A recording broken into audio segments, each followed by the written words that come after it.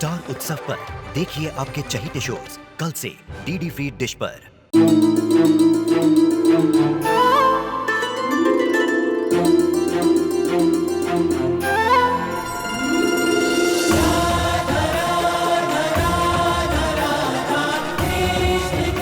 उत्तर प्रदेश की ब्रिजभूमि से आरंभ हुई वो प्रेम गाथा जिसने पूरे जग को समझाई प्रेम की परिभाषा। राधा कृष्ण 1 अप्रैल से सोमवार से रविवार सुबह 10 बजे स्टार उत्सव पर।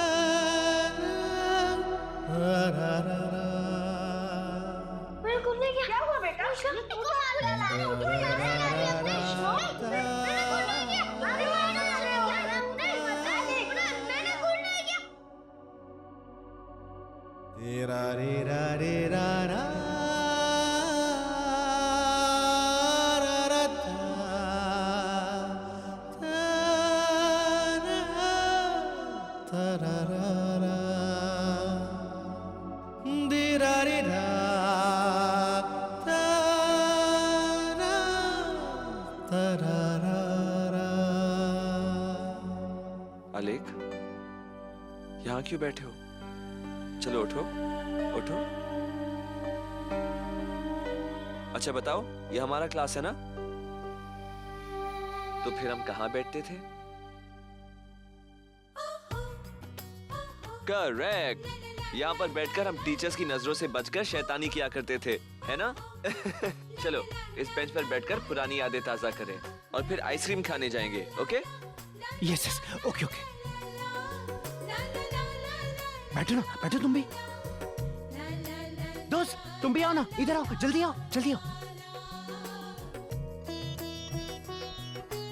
दोस्त पता तुम्हें, मैं और श्लोक ना हमेशा इसी बेंच में बैठते थे, बहुत मस्ती करते थे हम, बहुत मस्ती। और श्लोक तुझे याद है, वो हम चौड़ी से चॉकलेट खाते थे, हाँ, और किसी को पता भी नहीं चलता था, हाँ। और वहाँ वो समीर बैठता था, है ना? और उसके आगे वो यश। और वहाँ पे हमारे त्रिपाठी सर।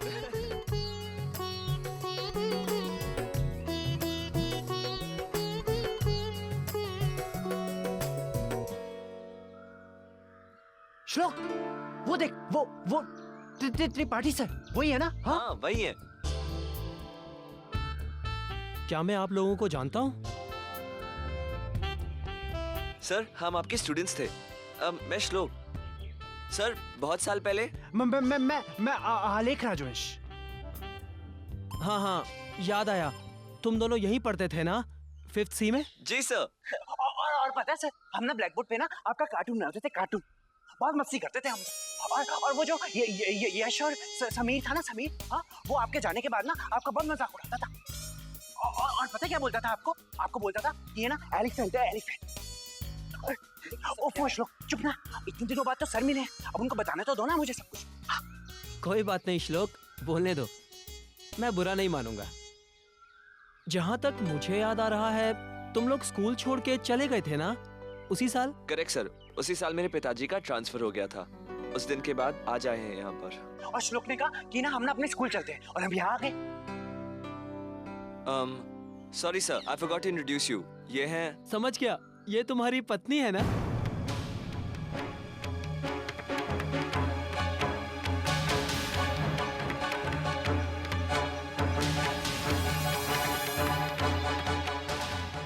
नहीं सर। नो रॉन्ग बोल रहे हो आप। ये मेरी दोस्त है, मैं इसका पति।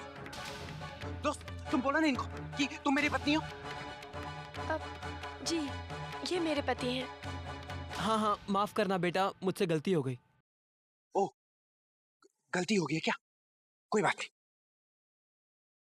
सर एक्चुअली हम बहुत दिनों के बाद मिल रहे हैं, सोचा स्कूल आकर कुछ पुरानी यादें ताज़ा कर ले, इसलिए मैं इनके साथ आ गया। श्लोक एकदम करेक्ट बोल रहे। स्कूल में आके ना मुझे बहुत अच्छा लगा, कितनी सारी बातें याद आई मुझे। और वो क्लासरूम में जाके तो और भी अच्छा लगा, कितनी अच्छी अच्छी बातें याद आई, कितना अच्छा लगा, कितना मजा आता था। I'm sorry रागिनी, लगता है मैं गलत वक्त पर आ गई। रागिनी, मुझे लगता है तुम्हारी माँ तुम्हारी बहुत चिंता कर रही है ना? पर मुझे लगता है तुम्हारी माँ बिल्कुल सही है। रागिनी, फालतू में आलेख और श्लोक के बीच में पढ़कर, साधना का साथ देकर तुम अपनी जिंदगी बर्बाद करना क्यों चाहती हो? देखो, आज बड़ी माँ साधना से खुश खुश है, लेकिन साधना से एक गलती हुई नहीं कि बड़ी माँ उस पर फिर से बरस पड़ेगी। रागिनी, बड़ी माँ के तो तेवर पल पल में बदलते रहते हैं। इस बात को समझो रागिनी, तुम बगैर दोष के बीच में पिसती ही रहती हो। अरे, साधना की बहन होने की तुम्हें इतनी बड़ी कीमत चुकानी पड़ती है। मुझे तो बहुत बुरा लगता है। अरे, करे कोई और भरे कोई और। This is very unfair Ragini, very unfair.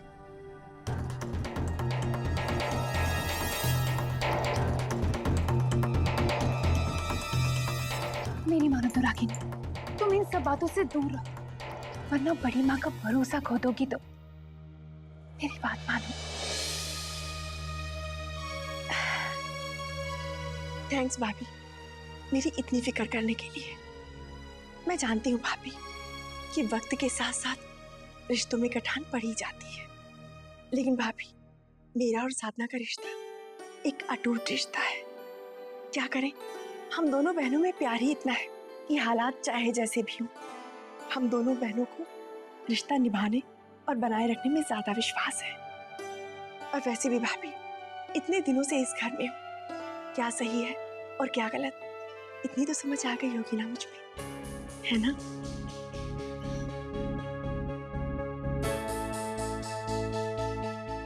वो रागिनी अभी एक्चुअली किचन में थोड़ा सा काम पड़ा हुआ है, मैं पूरा करके आऊं? हाँ, चलो।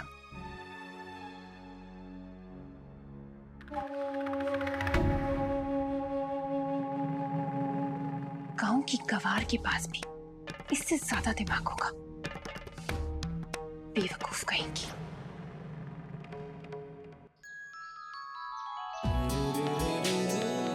श्लोक, हम वो वहां पर फुटबॉल खेलते थे ना, मजा आता था।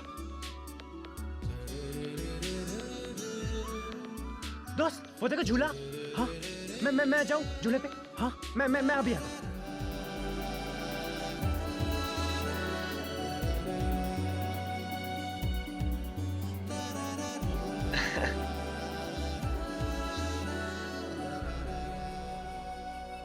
साधना ji, I am sorry. Tripathi sir ने अचानक ऐसी बात कह दी। Actually he was misunderstood. लेकिन फिर भी एकदम ऐसी बात कह देना सही नहीं है। इट्स ओके, ऐसी कोई बात नहीं है। साधना जी, अगर आप बुरा ना माने तो एक साइकाइट्रिस्ट होने के नाते मैं आपसे कुछ कहना चाहूंगा। आपके मामा जी से मुझे पता चला कि आपकी और आलेख की शादी किन सर्कमस्टेंसेस में हुई थी। यकीन मानिए कि इसे जानने के बाद मेरे दिल में आपके लिए और भी रिस्पेक्ट बढ़ गई। वैसे आप और आलेख पहली बार मिले कहाँ थे?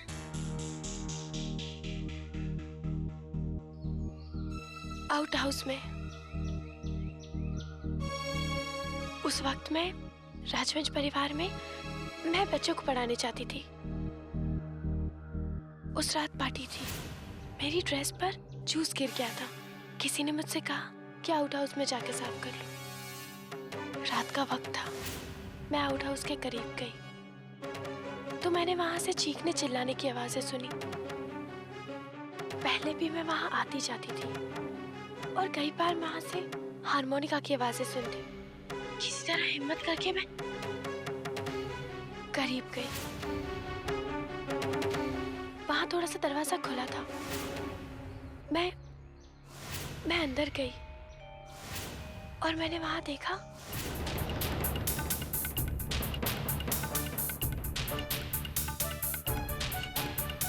मुझे मेरी माँ से मिलना, प्लीज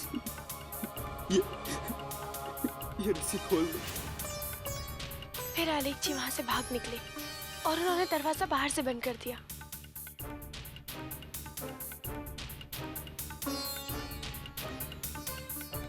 मैं बहुत डर गई थी। फिर रणवीर जी ने आके दरवाजा खोला। फिर हम लोगों ने गार्डन की तरफ से कुछ शोर सुना। हम दोनों वहां से भागे और मैंने देखा कि वहां दोस्त यहाँ आओ ना, इसको ना पीछे से ना पुश करो। रुक गया। जी आलेख जी।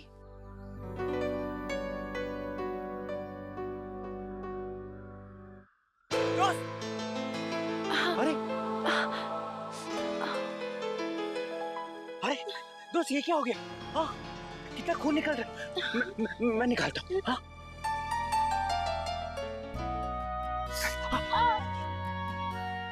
तुम हिलो मत। हाँ मैं करता हूँ।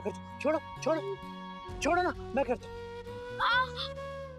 आलेख जी नहीं, आलेख जी। आलेख एक मिनट, मैं निकालता हूँ। कैसे करूँ? खून भी निकल रहा है। साधना जी घबराइए मत, बस काटा चुभा है, अब निकालता हूँ।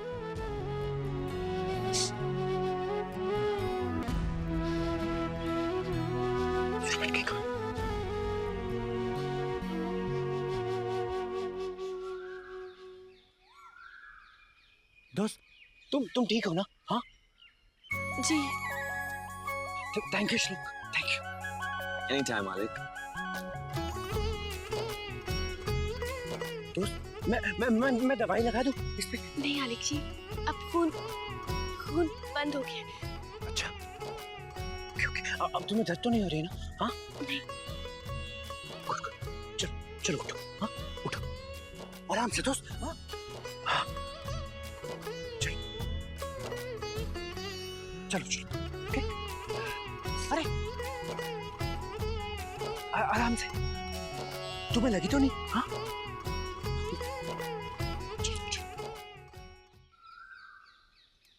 बस माँ, अब कुछ भी कहने और करने को बाकी नहीं रहा। हर तरह से पूरी कोशिश कर ली है मैंने।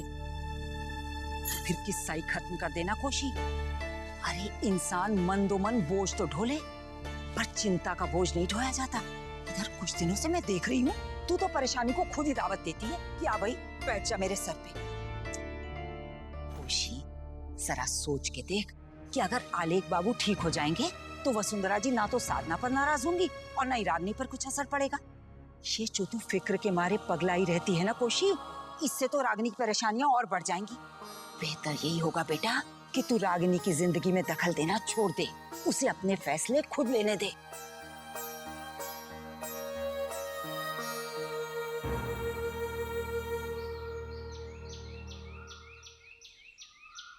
Thank you.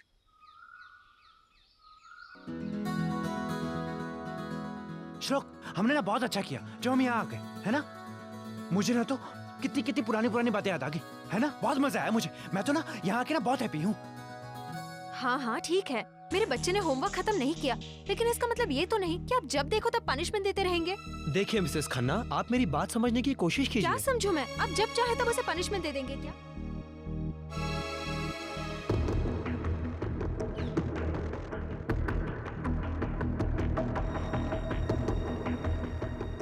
आलेख, हमें भी कितनी पनिशमेंट मिलती थी ना, याद है? कभी कभी तो हमें टेंशन रूम में बंद कर देते थे।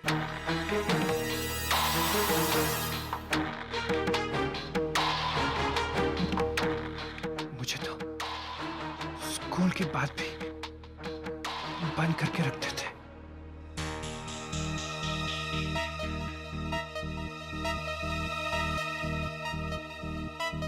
अरे हाँ आलेख, उस दिन भी तुम बताते बताते रुक गए थे।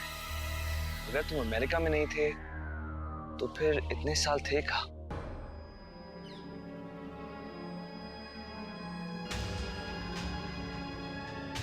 वहां अंदर। अंदर कहाँ? आउट हाउस में?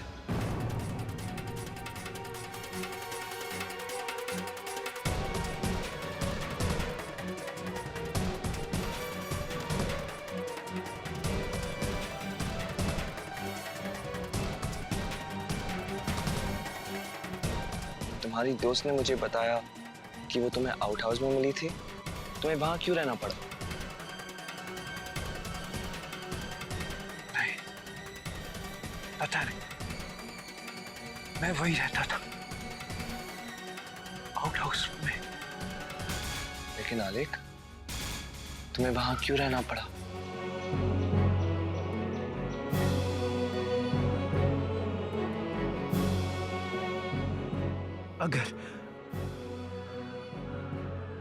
अगर मैं वहां नहीं छुपता तो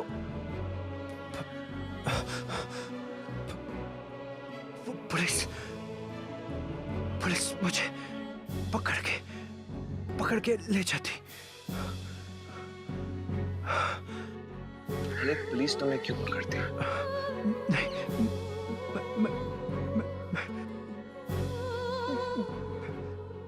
मैंने नहीं मारा,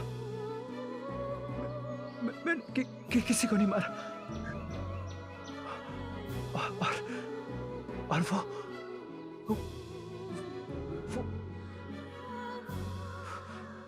उससे मुझे वहाँ बंद कर दिया। वो कौन? वो बहुत बुरी है। वो बड़ी माँ।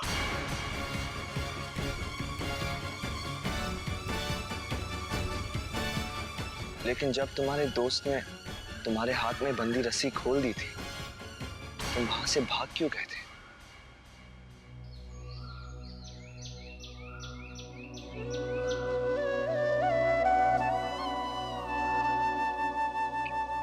क्योंकि उस आउट हाउस में कोई भी नहीं था मेरे पास।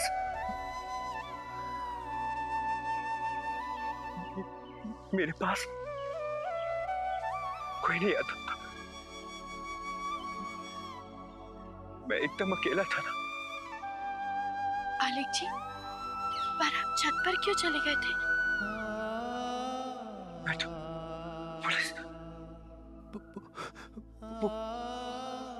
पुलिस से बचने के लिए चला गया था। आलेख, तुम्हें पता है तुमने ऐसा करके अपनी जान खतरे में डाल दी थी। तुम्हारे दादाजी को ये बिल्कुल पसंद नहीं आता। तुम्हारे दादाजी तुमसे बहुत प्यार करते थे आलेख।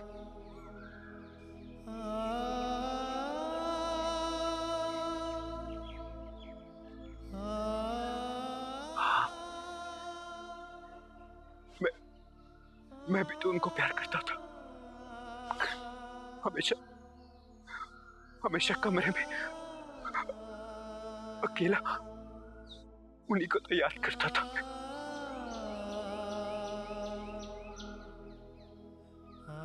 अकेला बैठा रहता था और बहुत रोता था। और फिर सो जाता था।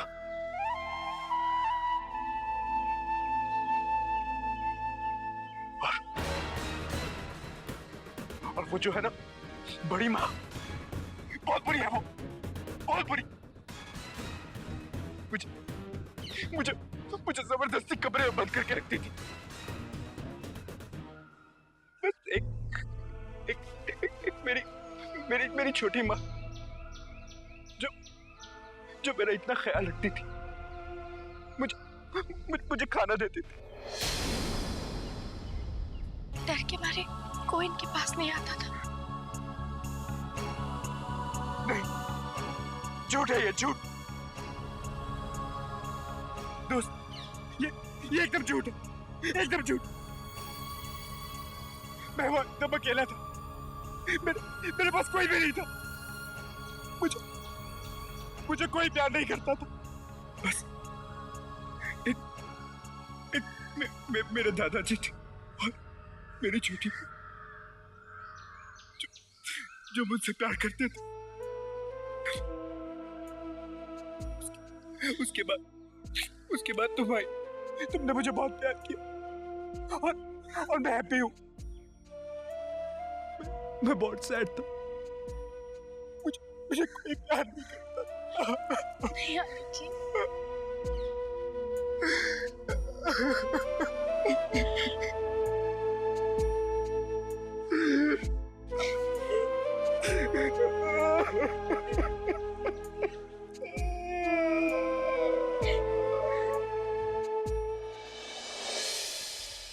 रागनी, भैया और भाभी अब तक स्कूल से तो आए गए होंगे?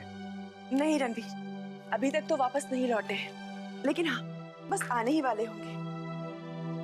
एक्चुअली रणवीर, मैं भी उनका बहुत ही बेसब्री से इंतजार कर रही हूँ। जानना चाहती हूँ कि आखिर वहाँ क्या हो रहा होगा। रागनी, कुछ अच्छा ही होगा। भैया में जो पॉजिटिव डेवलपमेंट हो रही है उसे देख के मैं काफी खुश हूँ। मुझे लगता है कि श्लोक जी का ट्रीटमेंट काम कर रहा है। रागनी, पता है भैया के लिए मेरे मन में बहुत बड़ी विश है। क्या? जरा सोचो रागनी, एक दिन ऐसा भी आएगा जब हम दोनों भाई मिलके ऑफिस जाएंगे। डैड के बाद वो इस कंपनी के चेयरमैन बने। रणवीर, आप बिल्कुल चिंता मत कीजिए, वो दिन भी आप ज्यादा दूर नहीं हो सकता।